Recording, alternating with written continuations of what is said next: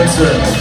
Monti's bigger-than-life voice, lightning quick fingers make you believe every note he plays and sings.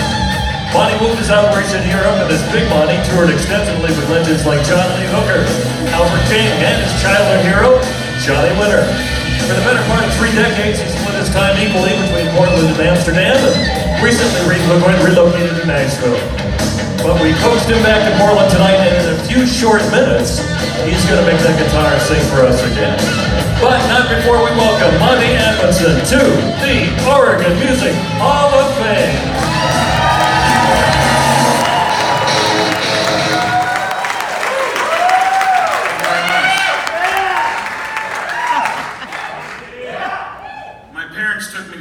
King when I was 13 years old, and I had already been playing guitar for 3-4 years by then, but it was certainly the pivotal moment in my life. I told my parents on the drive back, I said, that's what I'm going to do, and they thought it was cute, and had they known, they might not have taken me to the concert. But I've been really lucky and very fortunate to have had good timing, and I would not be standing here, certainly would not be standing here were it not for the band, the Blue Binos.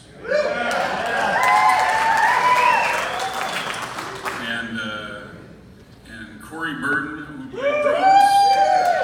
I've known Corey since his 21st birthday. I met him on his birthday, and we've been pretty tight ever since.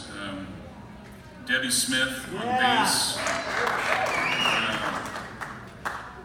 We had a big break. We were together for about a year, and I think it was the second blues festival, Waterfront Blues Festival, and Delmark Goldfarb, I had given him a cassette tape, and he promised that we would be on the festival. And when the paper came out and we didn't see the Blue Binos listed, I'm like, I really think we should do this festival. And so I don't remember how I got his address or how that happened, but I took an acoustic guitar and I knocked on his door, his apartment door, and when he opened the door, I started to play a song I wrote called Lesson or Two. We'll play it tonight.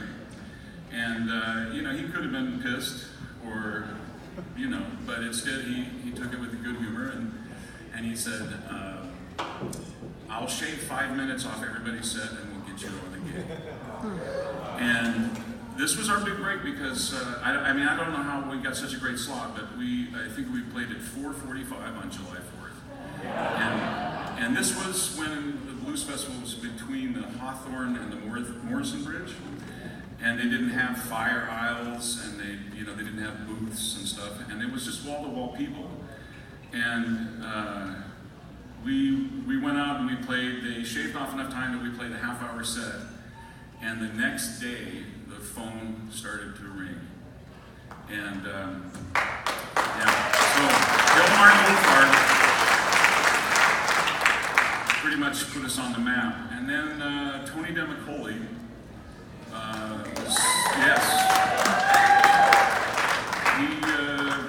We played Key Largo all the time, and other shows during the summer that he booked, and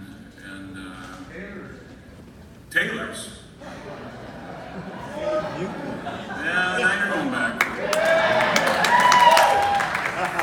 Yes, indeed, Taylor's. Anyhow, I'm super fortunate to be standing here. Thanks Terry Courier and the Oregon Music Hall of Fame.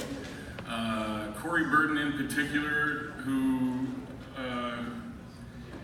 just was behind everything I did since I met him. He was with me when we moved to Los Angeles to become stars, and a year later came with me when when that didn't happen. We moved back to Portland in '87, and the other guy I'd like to thank is Bill Fisher, who had the Palace. I don't know how many of you remember the Palace, where all the bands got together to rehearse. The Palace? Yeah, man. I was a security guard. let bands in and out, and late at night, and he let me crash there, and that's where the Blue Line was. That's where we formed. So, anyway,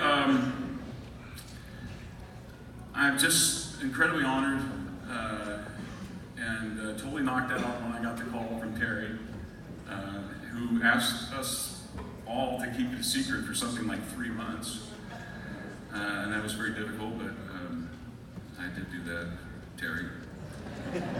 Anyway, thank you very much, all the crazy Blue Vinyl fans, because you were crazy.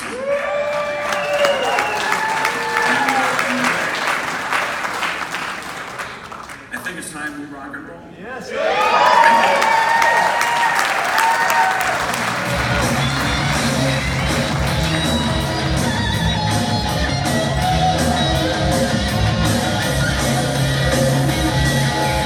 Monti Amundson, welcome to the Oregon Music Hall of Fame.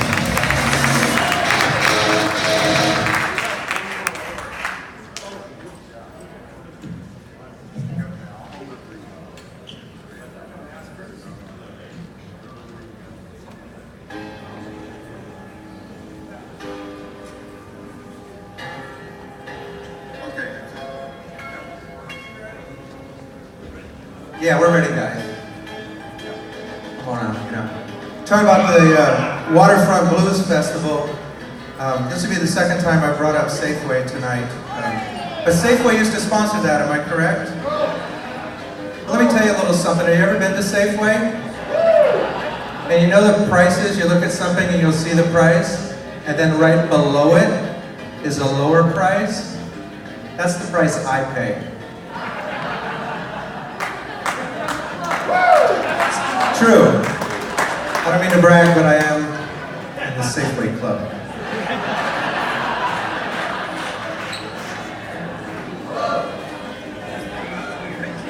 Okay, while they're tuning, I have a friend named Aaron. He's with Fame Academy. Does anyone know who Aaron Hobson is from Fame Academy by any chance? He's quite popular and famous in this town. He came up to me after a show and he said, "Hey Tony, can I say your name like a jet ski?" Like, what on earth? I guess. And this is what comes out of him. Tony Starlight! So that's pretty sweet. I got that going for me.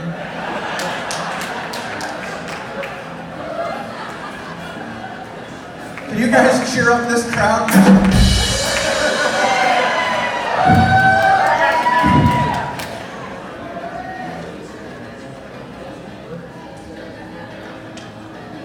Okay, knock, knock.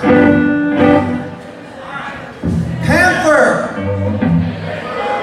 Panther, no pants. I'm going swimming.